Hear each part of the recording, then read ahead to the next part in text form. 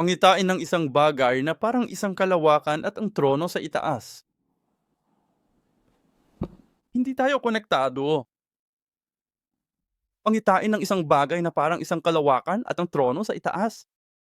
Balikan natin ang Ezekiel, Kabanata 1, mga bersikulo 22 hanggang 28. Ezekiel, Kabanatang 1, 22 hanggang 28. Babasahin natin ito na may pananagutan.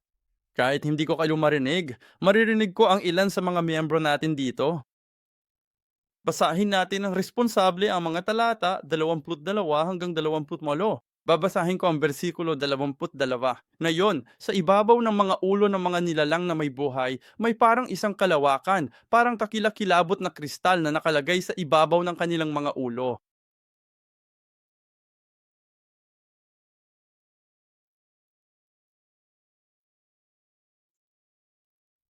Ang pagkakaroon ng katawan sa isang gilid at sa Ito pa, narinig ko rin ang ugong ng kanilang mga pakpak, parang lagaslas ng maraming tubig habang sila'y lumilipad, parang tinig na makapangyarihan sa lahat. Isang ugong ng kaguluhan, gaya ng ingay ng isang kampo ng hukbo kung saan tuwing sila'y humihinto, kanilang ibinababa ang kanilang mga pakpak.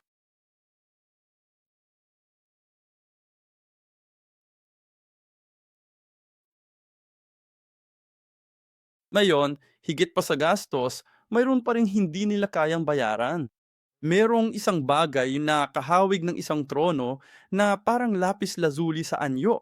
At sa ibabaw nito, na kahawig ng isang trono sa mataas na lugar, ay isang figura na may anyo ng isang tao.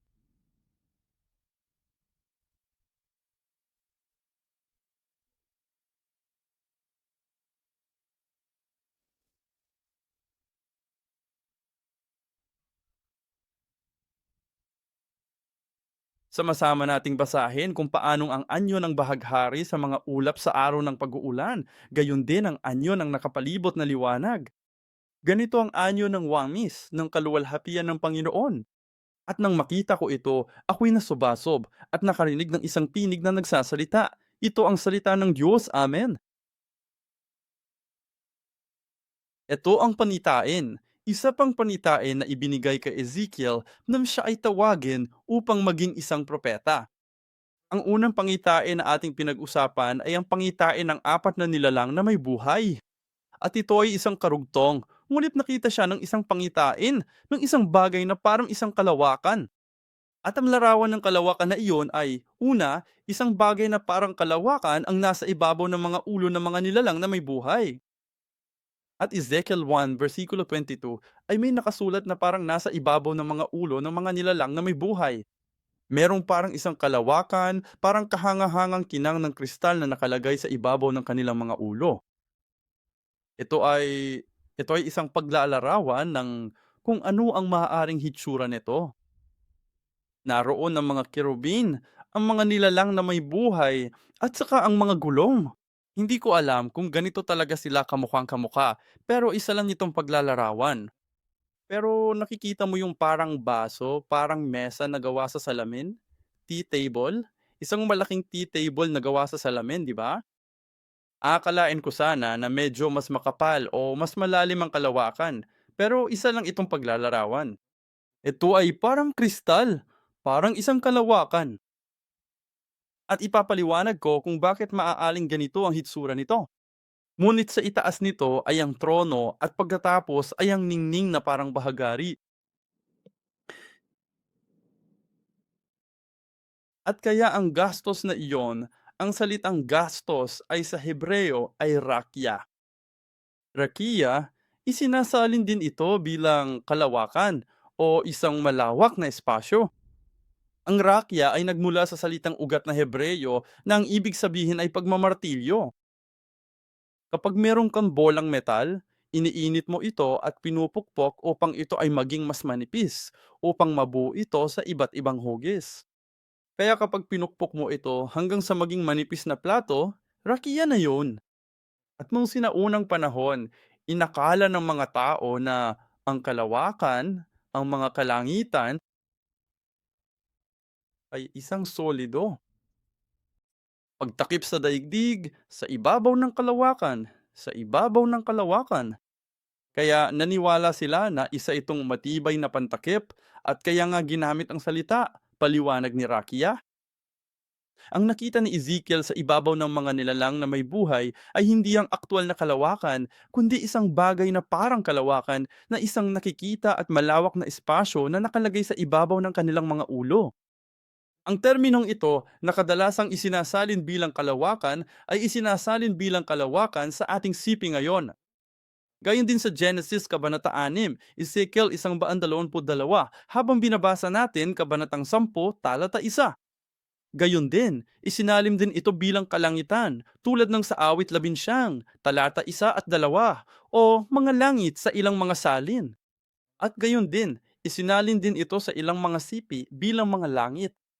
Kaya kung minsan ay nababasa natin ang langit sa Biblia, at kung minsan, iyon ang rakya. Ang isa pang salitang Hebreo para sa langit, tulad ng sa Genesis 1, talata 1, nilikha ng Diyos sa pasimula, nilikha ng Diyos ang langit at ang lupa, tama ba? Na ang mga langit ay Shamahim. At Shamayim, ang konsepto ng Shamayim na siyang mga kalangitan, tulad ng kalangitan, kabilang ang kalangitan o ang espiritual na langit na ating pinag-uusapan. Kasama rin sa salitang Shamaim ang konsepto ng Rakiya. Kaya mas malaking kaharian ng mga kalangitan, ngunit sa ilalim nito ay ang Rakiya, ang kalunsuran. Ipapaliwanag ko ng kaunti pa ang tungkol kay Rakiya mamaya.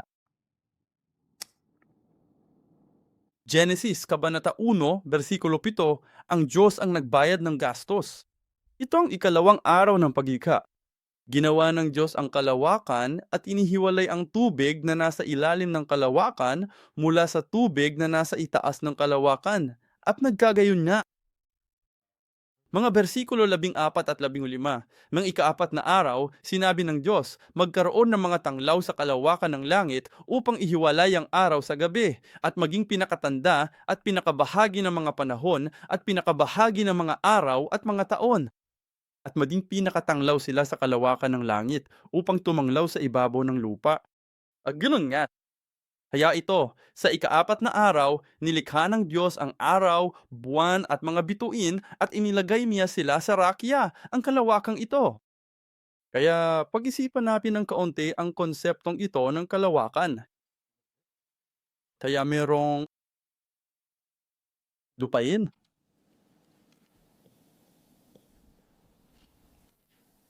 at saka may gastos pa. At sa itaas ng gastos ay ang trono. Ito ay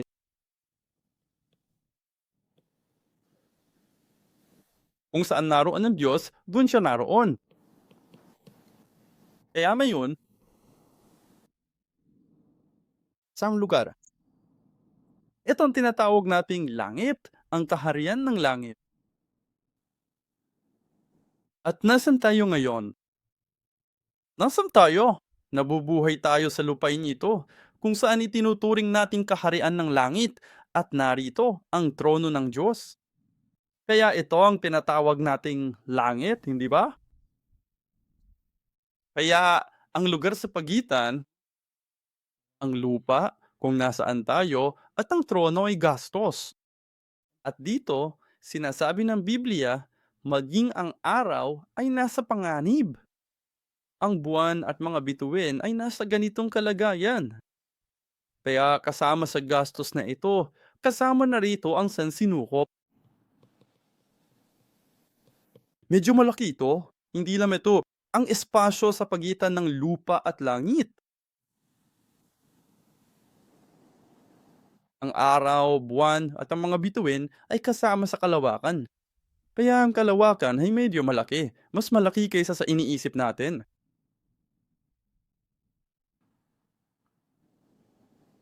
Kaya anong klaseng lugar ito? Nag-uusap lang ba tayo tungkol sa at kaya ko sinasabi yon? Naisip ko sana. Medyo mas malaki ang gastos dahil kasama rito ang lahat ng bituin, ang araw at ang buwan.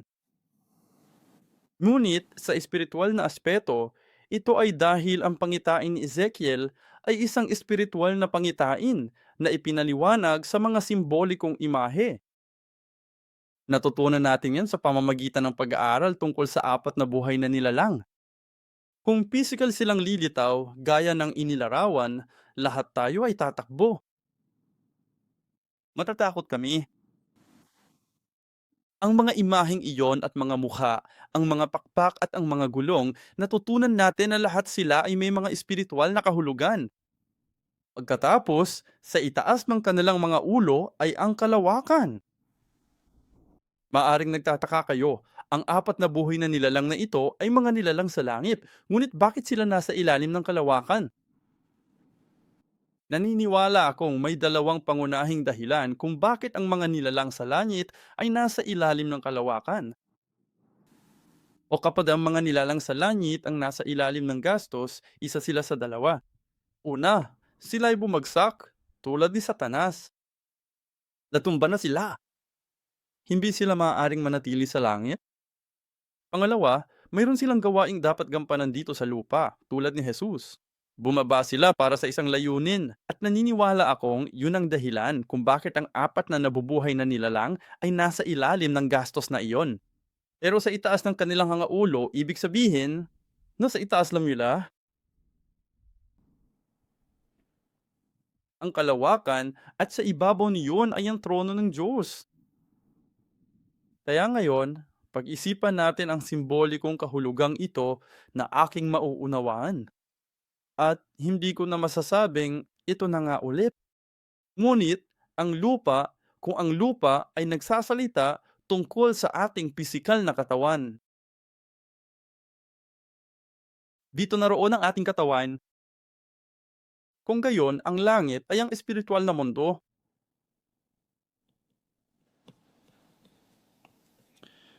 Kaya ang lupa ay pisikal, ang langit ay espiritual. Kung gayon, anong nasa pagitan na lumalawak? Ito ang tinatawag nating kaluluwa o isip. Maraming bagay na maaring isama sa ating isipan.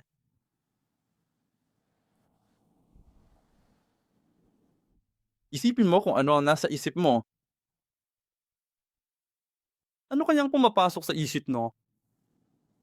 Isipin mo kung nasaan ang isip mo. At kung sino ang kumokontrol sa isip na yun.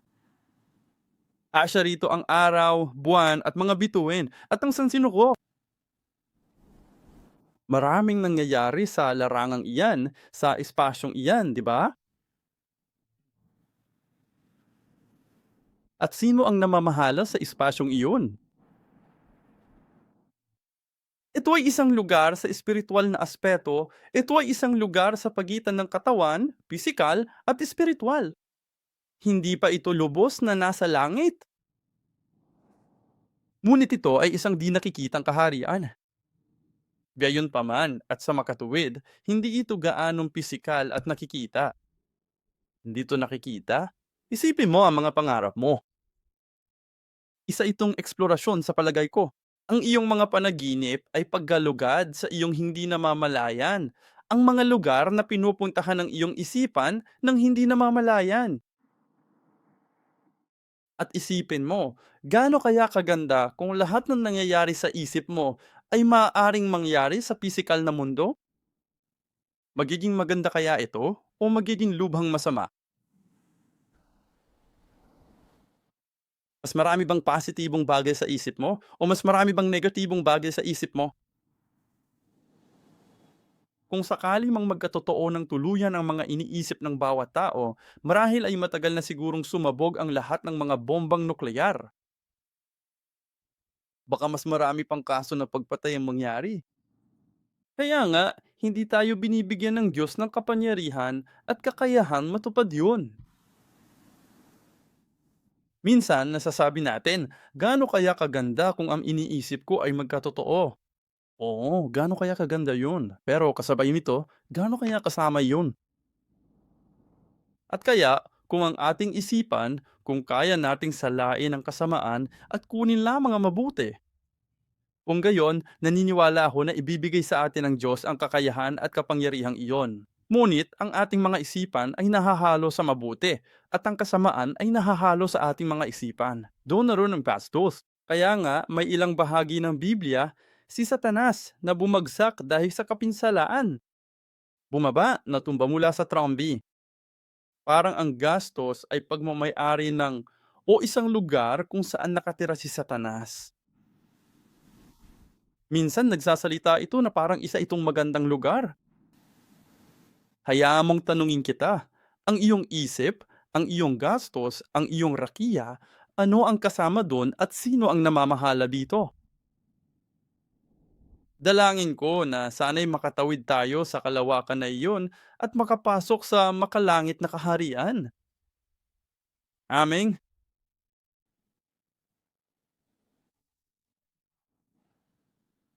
alam kong mahirap ito para sa maraming tao. Hirap na hirap akong mangaral ng ganito. Napagtanto ko ngayon habang naghahanda ako para sa mensaheng ito na mayroon akong nakagawian kapag naghahanda ako ng mensahe. May ugali akong ilarawan at isipin ang lahat ng tao sa santuario. Yung karaniwan, alam mo na, parang iniisip lang. Kung saan lahat ay nakaupo at may kanya-kanyang upuan. Kaya kadalasan ko itong naiisip, hindi ko na malaya na ginagawa ko pala yun. Pero ngayon ay naghahanda lang ako at otomatiko kong naiisip ang lahat ng tao sa santuario. At dumating ang sandali na napagtanto ko. Hindi sila pupunta rito.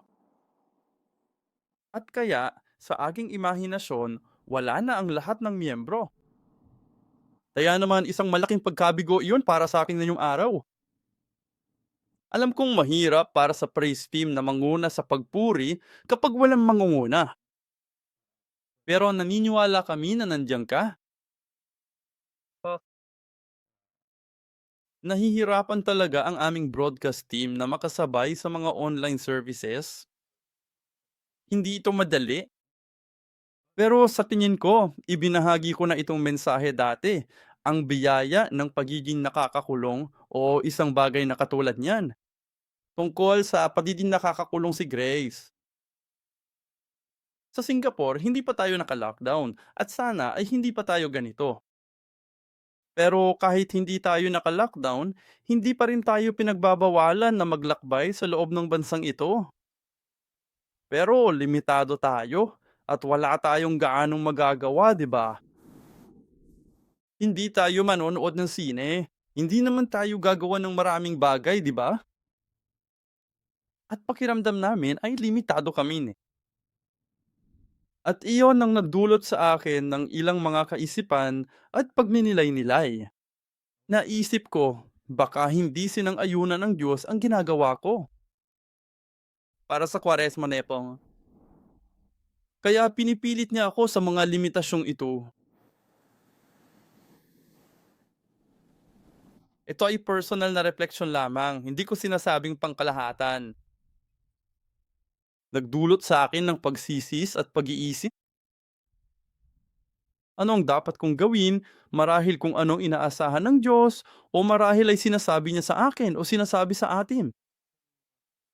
Kailangan mong mapagtanto kung anong uri ng panahon ng iyong ginagalawan at kailangan mong manalangin. At mula ron, naisip ko, siguro, ito ay isang pagkakataong ibinibigay sa atin ng Diyos. Isang napakahalaga at espesyal na pagkakataon para manalangin at magbasa ng Biblia. Mas madalas ko na talagang binabasa ang Biblia kaysa dati. Kaya at narinig ko na may ilang miyembro na kumukuha ng mga pag-aaral sa Biblia, nagbabasa ng iba't ibang pag-aaral sa Biblia ng iba't ibang pastor at iba't ibang simbahan, gumagawa ng maraming pag-aaral, maraming pagbabasa at maraming debosyon. Sa Biblia, may mga taong nabilanggo, nakulong at nabilanggo. Ngunit iyon ay panahon ng dagdag na biyaya. Isipin mo si Hosea. Isipin ang pamilya ni Noe. Para sa pamilya ni Noe, maaaring isipin mo na noong panahon ng baha, sa loob ng halos isang taon, sila ay nakakulong. Ngunit para sa panahong ginagawa nila, ang arka ay mas mahaba pa at mas malaki ang mga limitasyon. Wala talaga silang magawa sa buong oras na iyon. At naniniwala ako para sa kanila, ang panahon ng baha ay isang panahon ng biyaya. Yang ginagawa natin, sa panahon ng mga limitasyon, sa panahon na pakiramdam natin ay wala tayong gaanong magagawa, naniniwala ako na iyon ang panahon kung kailan dapat tayong gumawa ng higit pa sa pag-abot at paghahanap sa kaharian ng langit. Talagang ayaw ni Jose na mapunta sa bahay ni Potiphar. Talagang ayaw niyang mapunta sa bilanggungan iyon. Ngunit, iyon ang panahon kung kailan siya pinagpala ng Diyos at inihanda siya para maging punong ministro. Daniel, pareho lang. Si Ezekiel, ang kanyang buhay ay nilimitahan ng Diyos. Sabi niya, alam mo na, gaano katagal humiga ng patagilid? Magit isang taon na, di ba? Sa kabilang banda, ikinulong siya ng Diyos. Ngunit, iyon ang panahon ng kanyang mapagtanto at tunay na makita ang kaharian ng langit, ang templo ni Ezekiel. Natanggap niya ang panitain ng Diyos. Parami ng parami ang mga tao sa buong Biblia, si Apostol Pablo, nung siya ay nakakaulong, doon niya isinulat ang lahat ng mga liham nga ito. Marami sa kanila. Kaya isipin natin kung ano ang magagawa natin kapag limitado ang ating pisikal na kakayahan. Minsan, ang ating mga espiritual na pandama, espiritual. Lumalawak ang mga pagpapala kapag limitado ang ating pisikal na kakayahan. Kaya samantalahin natin talaga. Ayokong sabihin ng salitang bentahe dahil walang pakinabang sa mga taong nagdurusa dahil sa coronavirus na ito. Ngunit, kailangan nating samantalahin ang pagkakataong ito upang maghanap at mapalapit sa Diyos. At naniniwala ako na kapag ginawa natin iyan, ang Diyos ay magpapabilis. Ang katapusan, lalapit ang Diyos at paikliin ang panahong ito ng pagdurusa. Amen. Kaya, kailangan natin. Nandito kami. Ngunit kung ang lupaing ito ay napakarami, sagana at komportable, mananatili tayo rito. At talagang mahirap makayanan ng gastusin ito. Ngunit kailangan nating marating ang kaharian ng langit, ang trono ng Diyos. Paano natin gagawin yon? Kaya muli ang gastos, isipin kung saan tayo mapupunta o kung ano ang nasa ating mga puso at isipan. At hanggat hindi pa iyon handa, hindi tayo maaaring pumunta roon, hindi ba? Hanggang sa ating mga isipan, habang hindi pa lubos na naalis, nasasala ng maigi, o tuluyang napapalayas ang lahat ng kasamaan mula sa loob ng ating mga isipan, hindi tayo makakapasok sa loob ng kaharian ng langit. At habang tayo ay nananalangin, at linggo ng palaspas ang paghahanda para sa darating na araw ng Panginoon, hindi ba? Si Jesus ay naglalakbay sa buong linggong iyon, sa linggo ng pagdurusa, patungo sa krus. Ngunit, ang buong linggong iyon ay kumakatawan sa buong ministeryo ni Jesus, sa buong buhay ni Jesus, at sa buong kasaysayan ng pagtubos. Ganyan kahalaga ang linggong iyon. At sa buong linggong iyon, sa pamamagitan ng dugo ni Hesukristo, sa pamamagitan ng gawain ni Hesukristo, sa pamamagitan ng salitang ibinahagi niya sa atin, naway magawa nating maalis ang kasamaang ito. Naway may suko natin. May suko na lamang ang ating mga kasalanan, ang ating kasamaan kay Jesus, at maipako iyon sa krus. Amen.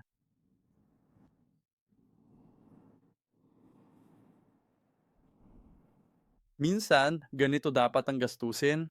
Ang mga langit ay nagsasalaysay ng kaluwalhatian ng Diyos. Narito ang mga lamot. Si Shemay pala. At ang kanilang gastusan, Rakiya, ay ang pagpapahayag ng gawa ng kanyang mga kamay. Naway ang rakiya na iyon, ang gastos na iyon, ang maging puso natin, isip natin, kaluluwa natin. Awit 150, talata 1. Purihin ang Panginoon, purihin ang Diyos sa kanyang santuaryo, purihin siya sa kanyang makapangyarihang gastos. Kaya't naway maging lugar iyon ng pagpupuri sa Diyos. Espasyo kung saan ipinapahayag ang kaluwalhatian ng Diyos. Hindi isang espasyo ng kadiliman o mga reklamo at dahil lang sa hindi nakikita ng mga tao ang aking isipan. Ang daming basura at kalat doon. Ang daming mga bagay na lihim. Sana masala ang mga yan. Naway, ang espasyong iyon ay maging isang lugar ng papuri at kaluwalhatian ng Diyos. Pangalawa, parang gastusin lang iyon. Ang parang gastusin ay parang kristal. Versikulo 22. At payag, Kabanata 4, versikulo 6. At sa harap ng trono ay may parang dagat na salamin na parang kristal. At sa gitna, sa paligid ng trono, ay may apat na nilalang na buhay na puno ng mga mata sa harap at sa likod. Tulad ng kristal, inilalarawan ng pariralang ito ang imahe ng isang kalawakan bilang napakadalisay at malinaw na parang salamin. Naway maging dalisay at malinaw din ang ating mga isipan na parang kristal na ating mga puso. Ipinahihiwatig nito na ang mga banal ay kailangang hugasan ng dugo ni Jesus upang makalapit sa trono ng Diyos. Umangat siya sa aming 2:14, sundin ninyo ang kapayapaan sa lahat ng tao at ang pagpapakabanal na kung wala ito ay sino man ay hindi makakakita sa Panginoon. Pahayag 7, versikulo 14. Sinabi ko sa kanya, Panginoon ko, alam mo, at sinabi niya sa akin, ito ang mga nanggaling sa malaking kapigahatin, at kanilang hinugasan ang kanilang mga damit at pinaputi sa dugo ng kordero. Kita nyo, ang resulta ng kapihiyatan ay pagpapabanal. Minsan, sa pamamagitan ng mga paghihirap, tayo ay nadadalisay. Para tayong gintong dumadaan sa apoy na nagpapadalisay. Para sa gintong iyan, ito ay kapigatian. Pero kapag lumabas, puro na lang lumalabas. Dalangin ko na sa pamamagitan ng paghihirap na ito, ng pandaigdigang paghihirap, naway tayo, kahit man lang mga Kristiyano, ay maging banal at maging mas dalisay sa ating pananampalataya. Pangatlo, ang isang bagay na tulad ng isang gastos ay lubhang nakakatakot. Nakasaad dito na tahanga-hanga at sa Hebreo, ito ay yare, na ang ibig sabihin ay matakot, matakot at gumalang. At saka makatuwid, ang mahiwagang imahe ng gastos ay pumukaw ng takot at paggalang. At ang takot na iyon ay ang simula ng pananampalataya. Paggalam At pagkatapos ay isang pinigang nagmula sa itaas ng kalawakan. Bersikulo 25. Ang salita ay ipinahayag ng Diyos na nakaupo sa trono. Ibinaba ng mga nilalang na may buhay ang kanilang mga pakpak nang ipahayag ang salita. Ipinapakita nito na ang mga komisyonado o yaong mga isinugo ng Diyos ay dapat huminto sa lahat ng kanilang mga gawain upang makinig kapag ipinapahayag ang salita ng Diyos. Ecclesiastes, Kabanatang 5, Talata 1. Lucas, Kabanatang 10, versikulo 39. Meron siyang kapatid na babae na nagngangalang Maria na nakaupo sa paanan ng Panginoon na nakikinig sa kanyang salita. At sinabi ni Jesus, Maria, tungkol kay Maria, pinili niya ang tamang panig, ang tamang gawin. At marahil ito nung pagkakataon para sa atin. Pinigilan tayo ng Diyos na magpatuloy sa ating mga karaniwang araw. Alam mo, nanonood ako ng maraming balita, ng maraming nangyayari sa mundo. Alam kong bumababa ang ekonomiya at lahat ng bagay, pero umakto tayo na parang hindi tayo maaaring tumigil. Nabuhay tayo na parang kapag tumigil tayo, mamamatay tayo. Nabuhay kami na parang, Diyos ko, wala na kaming oras. para makatipid. Masyadong abala. Tingnan mo kami na yon. Sabi ng Diyos, marami ka pang oras na yon.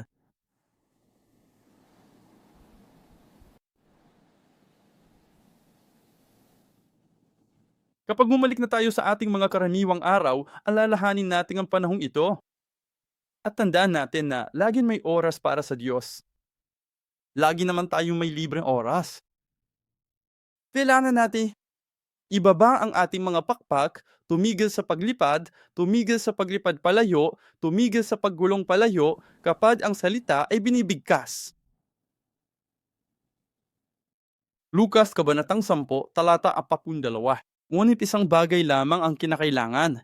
Pinili ni Maria ang mabuting bahagi na hindi aalisin sa kanya. Pangalawa, ang pangitain ng trono sa ibabaw ng gasgas. May isang bagay na kahawig ng isang trono sa itaas ng kalawakan at ang anyo nito ay parang batong sapiro. Sa aking salin na NASB, sinasabing lapis lazuli sa hitsura.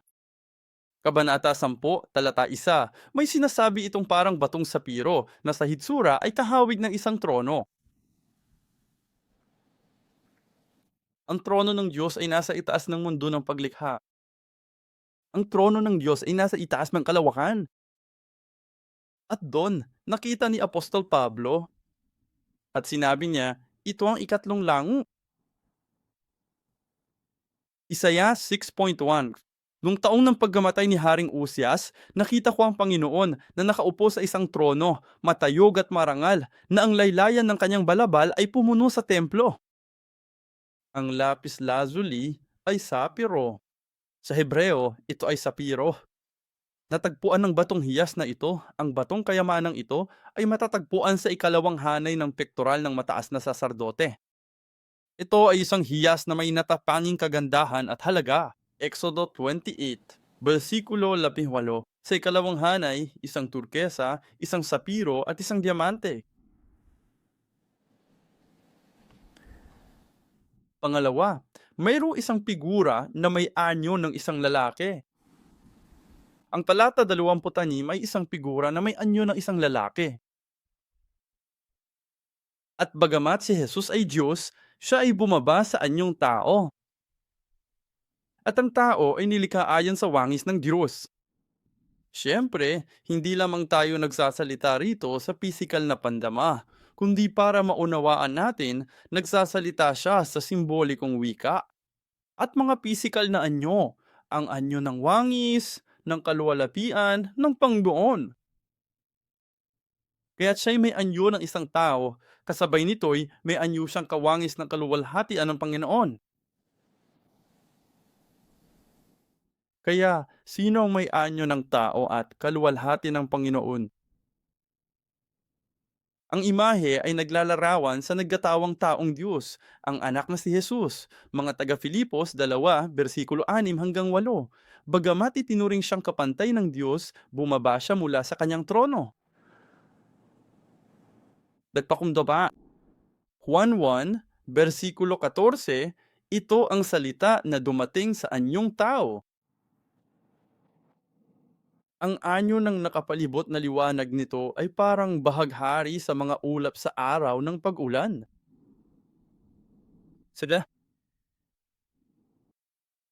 Talatang 28. Ang anyo ng bahaghari sa mga ulap sa araw na maulan. Gayon ang anyo ng nakapalibot na liwanag. Sa Genesis, Kabanata 9, talatang 13. Sinabi ng Diyos, inilalagay ko ang aking bahagahari sa ulap at ito ang magiging tanda ng tipan sa pagitan ko at ng lupa. Para sa 60, kapag ang bahaghari ay nasa ulap.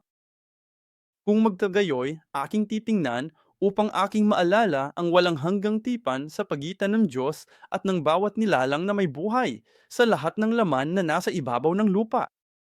Kaya ang bahagahari na iyon ay kumakatawan sa tipan ng Diyos, lalo na ang tipan na ibinigay ng Diyos kay Noe pagkatapos ng paghuhukom. At kaya ang bahagari, isipin natin ang bahagari. Ang bahagari ay nakita natin ito sa Genesis. Ang Kabanata Siyam ay isang pipan, ay ang salita ng Diyos. Paano lumilitaw ang bahaghari? Karaniwang lumilitaw ang bahaghari pagkatapos ng ulan. Sinasabi sa atin ng Deuteronomio, Kabanata 32, talata 1, na ang ulan ay biyaya ng Diyos. Ngunit maaari rin itong maging kapigatian, gaya ng alam natin mula sa Arka ni Noe at sa baha. Pero pagkatapos mo, kailangang sumikat ang araw para lumitaw ang bahaghari. At ang maliwanag ay isinasalin, okay, ang mismong salita ay na-refracted, tama ba? Ang liwanag ay isinasalin sa 7 magkakaibang kulay ng bahaghari. Ito ay isinasalin sa pamamagitan ng tinga ng tubig o mga patak ng ulan. Kaya naman, sa pamamagitan ng biyaya ng Diyos, kung minsan sa pamamagitan ng mga paghihirap, binibigyan tayo ng Diyos ng karunungan upang maunawaan ang gawain. Ang patak ng ulan na bumababa mula sa langit ay bumababa rin mula sa ulap, tama ba? Bumababa mula sa langit patungo sa lupang ito. Ang tubig sa itaas na bahagi ay pababa sa lupa, tama ba? Patungo sa lubak. At yun mismo ay biyaya. At ang biyayang bumaba ay, gaya ng sinasabi sa atin sa Juan Kabanata 1, ay si Jesucristo. At si Jesus ang liwanag. Juan Kabanata 1, talata 4. Sa pasimula ay ang salita, hindi ba? Ang salita ay buhay ng sangtatauhan, at ang buhay na iyon ay siyang ilaw ng sangtatauhan. At ang salitang iyon na nagkatawang tao ay si Jesus na bumaba sa lupang ito. At siya'y dumating bilang katotohanan at biyaya. Talata 18, tama ba?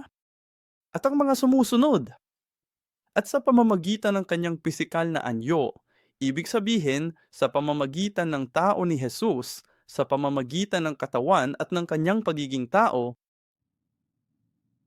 sa pamamagitan ng kanyang mga salita, sa pamamagitan ng kanyang mga turo, sa pamamagitan ng kanyang mga kilos, isinasalin niya ang salita na siyang liwanag. Walang kulay ang liwanag, hindi nakikita. Pero alam natin na kapag may liwanag, nakakakita tayo, di ba? Ngunit ang liwanag mismo ay hindi nakikita.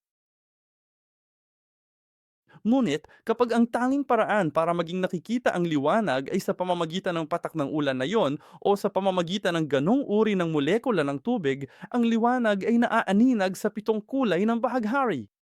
Saka mo malalaman, ibang bersyon o salin ito ng di nakikitang liwanag. Para makita natin ito, si Jesus mismo ang liwanag, ang di nakikitang salita mula sa espiritual na mundo na isinasalin sa nakikitang anyo. At sinabi niya ang salita para marinig natin ito. Ipinakita niya ito sa atin sa pamamagitan ng kanyang buhay. At ipinaliwanag niya ito sa amin para maintindihan namin. At ang 7 mensahe na ibinigay ni Jesus, ang 7 mensahe na binigas sa krus ay, gaya ng nabanggit ko, ang linggo ng pasyon ay isa pinaikling bersyon ng kanyang buong ministeryo, na isang pinaikling bersyon ng buong kasaysayan ng pagtubos. Ngunit, ang 7 mensahe sa krus ay mas pinaikli pa.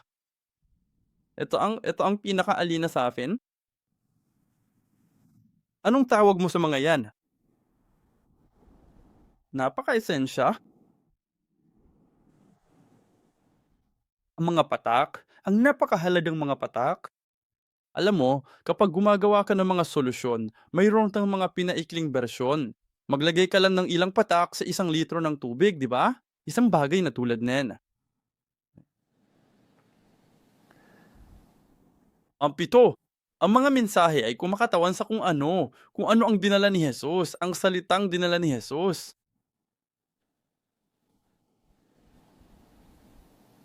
Ang mga kulay ng bahaghari sa ulap at sa ulap. Sa Hebreo, Kabanatang 12, talata 1, sinasabing ang ulap ng mga saksi ay wala tayong oras para talakayin ang mga kahulugan ng ulap. magpakalalim ngayon. Daro pupunta kami sa ibabahagi ko sa linggo ng pagkabuhay ang muling pagkabuhay. Araw ng Panginoon, ibabahagi ko ang tungkol sa 7 mensaheng ibinahagi ni Jesus sa krus, ang sinabi ni Jesus sa krus. Pero ang ningning na lumalabas, sa madaling salita, parang lumalabas talagang ang ulo ng nilalang na nakaupo sa trono. Mukhang may imahe rin ng isang lalaki. Sa kaluwalhatian ng Diyos, ang liwanag na iyon ay ang 7 kulay ng bahaghari. Tandaan, sa Apokalipsis, Kabanata 10, isa pang malakas na anghel ang may bahaghari sa kanyang ulo. Ulo, kinakatawan ang filosofiya, ang mga kaisipan, ang sentro ng kanilang buhay mga Hebreo. Kabanata 1, talata 3. Siya ang sinag ng kanyang kaluwalhatian, at ang mga ito ay nagmumula at ang eksaktong representasyon ng kanyang kalikasan. Konklusyon, Ezekiel, nagpatira pa at narinig ang tinig ng Diyos. Nang makita ko ito, ako'y sumubsob at nakarinig ng isang tinig na nagsasalita, "Lingkod ng Diyos, kayong mga tinawag upang lumakad sa pipan, kayo at ako ay dapat magpatira pa kapag ipinapahayag ang salita ng Diyos." Dito, ang salitang dinggin ay siyama sa Hebreyo na tumutukoy hindi lamang sa pakikinig, kundi pati na rin sa pagsunod at paggawa ng salita. At sa pamakatuwid, ang mga lingkod ay dapat umabot sa antas ng paggawa at pagsasabuhay ng salita. Maraming beses na naririnig natin at sinasabi natin, "Wow, ang sarap naman yan. Magandang lohika. Ito ay may katuturan, kawili-wili o masaya." Ngunit hanggang saan nga ba nito naaapektuhan, naiimpluwensyahan at binabago ang ating buhay? Ang imaheng ito ng lupain, gastos at trono, ito ay isang proseso. Sinasabi nito sa atin na kailangan nating magbago. Kailangan nating magbago mula sa lupain para palawakin at ihagi sa kaharian ng langit. Dalangin ko na sana'y magbago tayo. At ang tanging paraan ay ang magpatira pa na lang tayo. Hindi literal, sana huwag mong gawin yan. Pero sa totoo lang, mapagpakumbabang yumuyuko sa presensya ng salita ng Diyos.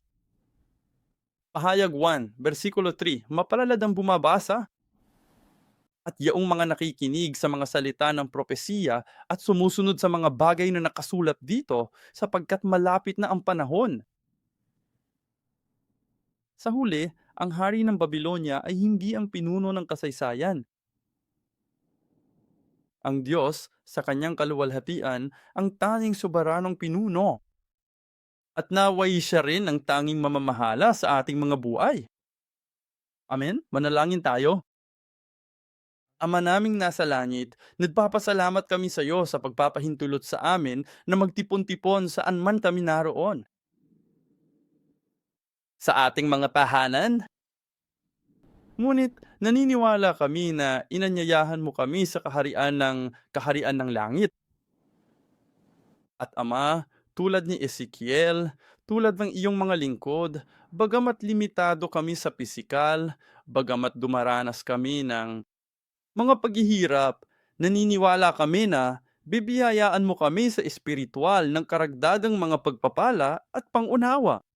Naniniwala kami na bubuksan mo ang langit para sa amin. Kaya tulad ni Jose, tulad ni Apostol Pablo, tulad ni Daniel, tulad ni Noe, kahit na tayo ay nakakulong, kahit na tayo ay limitado, ang kalangitan ay magbubukas upang hindi lamang tayo makatanggap ng mga pagpapala, kundi maunawaan din natin at makita natin ang dungawan ng langit na ating maranasan ang mga pagpapala ng langit, ang espiritual na mundo, para magbago ang buhay natin pagkatapos nito. Kaya Ama, hayaan po ninyo pong maging pagkakataon ang pagkakataong ito para sa amin upang magbago. Para sa atin, para sa ating Naway malinis at dalisayin ang ating mga puso at isipan. Kaya Ama, kami ay nananalangin at humihingi. Naway bigyan mo kami ng espiritu ng pagsisisi, naway bigyan mo kami ng espiritu ng pag-uunawa, naway bigyan mo kami ng espiritu ng pagbabago upang makapagsimula kaming muli. Kaya Ama, dinggin mo po ang mga panalangin ng iyong mga banal. Habang sila'y nananalangin sa iyo ngayon, dinggin mo sana ang kanilang mga tinig, dinggin mo ang kanilang mga daing. At habang sila ay dumaranas ng mga kahirapan, karamdaman at paghihirap, idinadalangin namin ng iyong pagpapala ng pagpapanibago, ang iyong pagpapala ng paglikha sa amin na muli ay ipagkaloob sa amin. Maraming salamat po sa iyong biyaya. Ang lahat ng ito ay hinihiling namin ng may pasasalamat sa mahalaga at banal na pangalan ng aming Panginoong Hesukristo. Amen.